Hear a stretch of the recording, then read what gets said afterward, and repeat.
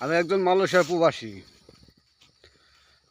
তা প্রবাসী থেকে অনেক কিছুই জানছি, অনেক কিছুই শিখছি, অনেক সময় অনেক কথা শুনছি। তাতে কত কষ্ট হয় না। অনেক সময় মিটারে এসে অনেকজনে প্রবাসীদের গালাগালি করে, তাও শুনি, তাও কিছু করবার নাই। আমরা তো প্রবাসী, তারাই তো বলে আমরা একটা প্রবাসী কামলা। যাক, আমরা সবসময় ভালো থাকার চেষ্টা করি।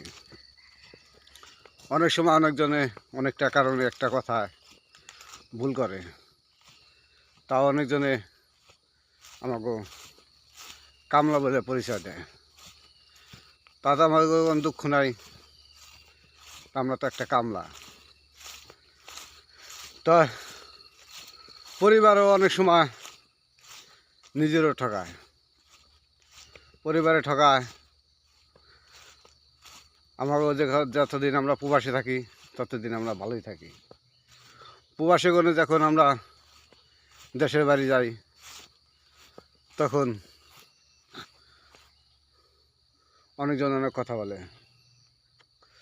সাধারণ একটা জিনিস ভাবেন, যদি আপনি প্রবাসীতে করে দেশে যান ছুটিতে, তা বাড়ির পরিবার কয় ছুটিতে যাওয়ার সময় আপনি টার্গেট করবেন,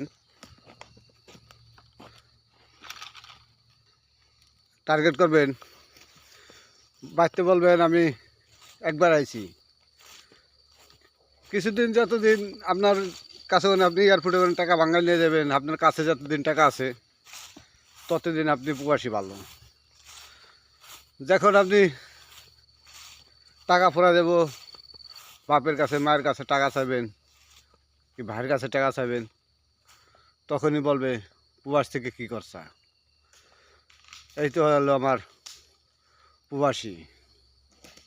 তারা জানে না কতটা কষ্ট করে আমরা টাকা পয়সা অর্জন করছি, বাড়ি করছি, গাড়ি করছি, বাড়ি করি, গাড়ি করি, সবই করি। নিজের যৌবনের একটা যে তাও আমরা মিটাইতে পারি না।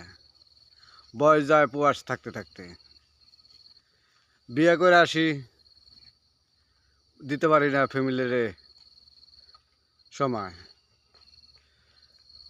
বাড়িতে ওখানে বেড়াই, 2 বছরের ভেতরে আমরা দেশে আসতে আসি। শেষে দেখা যায় 2 বছর জায়গায় 3 বছর, 3 বছর যায় 4 বছর, এমন করতে করতে 4 বছর 5 বছরের মতো আমরা দেশে যাই পারতাছি। ছেলেও বাপের আদর পায় না, মেয়েও আদর পায় না। একজনের একটা মেয়ে আনি, সেও স্বামীর সোহাগ পায় না। যতটুকু সোহাগ আহ্লাদ ফোনের মাধ্যমে দিতে হয়, ভালোবাসা মাধ্যমে।